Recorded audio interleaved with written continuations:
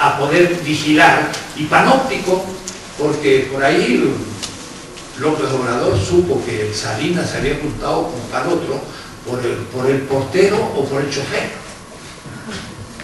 El pueblo es un panóptico que mira en todas partes y descubre, pero hay que crear instituciones fiscalizadoras para poder juzgar a la representación, y entonces el poder fijar a un mandato o revocar un mandato es fundamental.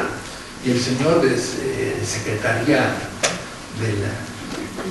de Gobernación dijo, no, la reforma de la Constitución, cualquier cosa, pero esto de revocación del mandato ni hablar. Pero es justo la primera institución fundamental de la participación, que el pueblo organizado, pero no por la representación y partido, sino de otra manera, fiscalice y pueda, por ejemplo, revocar el mandato de la representación. Hay que crear un nuevo sistema político. Cuando hablan de la reforma del Estado, cosas ridículas que están proponiendo, ni saben lo que es el Estado, hasta piensan que el Estado es soberano, cuando no saben que el único soberano es el pueblo, y el Estado no es soberano, sino que es obediencial.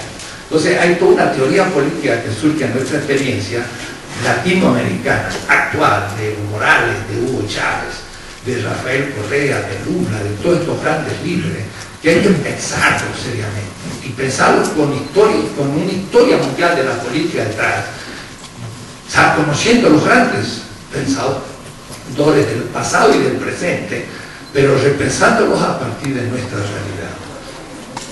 Eso sería un pequeño capítulo, y yo termino porque ya cumplí el tiempo. De todas maneras, les recomiendo este libro, El pensamiento filosófico latinoamericano del Caribe y Latino, que en cierta manera fue el logro de un sueño de esos 50 años que ustedes también cumplen conmigo, porque pusimos a funcionar casi 100 colegas, y en muy poco tiempo escribimos una historia del pensamiento latinoamericano en 14 periodos de la filosofía, hasta el siglo XIX. 17 corrientes filosóficas en el siglo XX.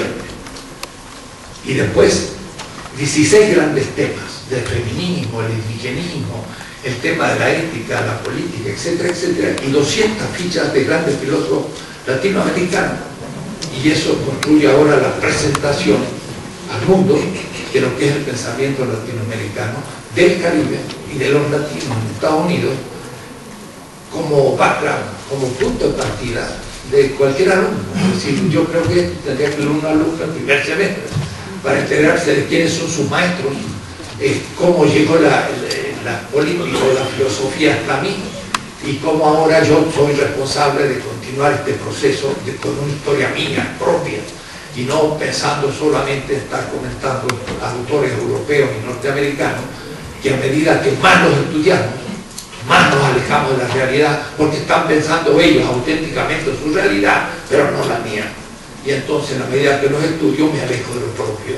Y después los tenemos de gobernantes traicioneros de un pueblo, porque no saben ni siquiera lo que tienen, porque han estudiado en universidades extranjeras eurocéntricamente y no pueden dar un diagnóstico de la realidad porque no partieron de ella. Pero eso es porque nuestra propia universidad no parte de sí misma. En mi claustro de filosofía, yo lo voy a decir clarito, pues ya estoy muy viejo, pues somos una minoría absoluta los que creemos que hay filosofía latinoamericana. Los otros grandes colegas formados en las universidades, pues son eurocéntricos y todavía creen que la filosofía nació en Atenas. Toda mi facultad, hasta, además, la facultad de filosofía tiene un logotipo y aparece un oplita. ¿Qué tiene que ver un oplita con América Latina? Podría aparecer una Mauta o un Tlamatini, pero no un oplita, que es un griego de hierro que mataba bárbaros, y yo soy uno de los bárbaros que mataba. Las cosas que tenemos. Esto podría hablarse pues un siglo, pero termino aquí. Gracias.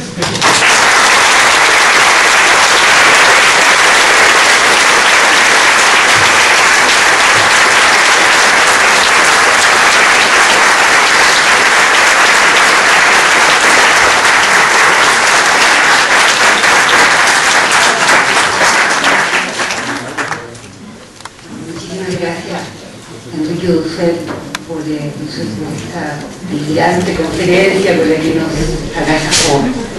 Los invitamos a permanecer a la mesa redonda con la participación de Máximo Nessi, Victoria Dali, Raquel Sosa y el doctor Rodrigo Páez. Modera la doctora Margarita. No se vaya, por favor. Muchas gracias por acompañarnos.